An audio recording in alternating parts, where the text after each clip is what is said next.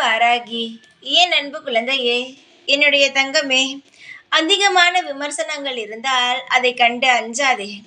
ஏனென்றால் எதற்காக அஞ்ச வேண்டும்? எதற்காக மனதில் குழப்பங்கள் குழப்ப வேண்டும்?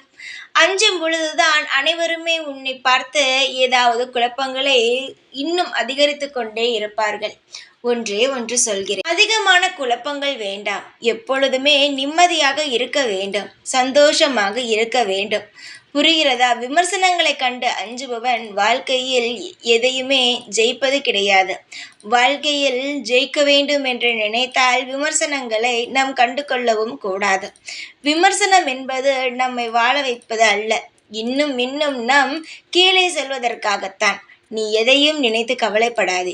உன்னுடைய வாழ்க்கையில் நிறைய பேர் உன்னை கீழே தள்ள வேண்டும் என்பதற்காகத்தான் போராடி கொண்டு தேவையில்லாத விமர்சனங்களை உன் வாழ்க்கையில் வைத்து கொண்டிருக்கிறார்கள். உன் வாழ்க்கையில் நீ எந்த அளவு முயற்சி செய்கிறாயோ அந்த அளவு நீ மிக பெரிய ஆளாக மாறுவாய். அதில் மாற்றம் எதுவுமே கிடையாது. கண்ணும் கருத்துமாக நீ எல்லா விஷயத்தையும் செய். அடுத்தவர்கள் பேசுவதை ஒரு நாளும் காதில் வாங்காதே. காதில் வாங்காமல் உன்னுடைய வேலையை நீ செய்து கொண்டே இருந்தால் நிச்சயமாகவே உன்னால் யாரெல்லாம் உன்னை விமர்சனம் செய்தார்களோ அவர்களெல்லாம் தலை குனியும் அளவுக்கு உன்னால் முன்னேற முடியும். அது மட்டுமல்ல, விமர்சனம் செய்பவர்கள் ஒன்றும் சாதனை செய்தவர்கள் அல்ல. வெறும் வீட்டிற்கும் உபயோகம் இல்லாமல், ஊருக்கும் உபயோகம் இல்லாமல், வாழ்க்கையில் எந்த ஒரு விஷயங்களையும் புதிதாகவும் செய்யாமல், எதையுமே வாழ்க்கையை ஒரு விஷயமாகவே எடுத்துக்கொள்ளாமல் மற்றவர்களை பற்றி பேசுபவர்கள் மட்டுமே தான் விமர்சனம் செய்வார்கள்.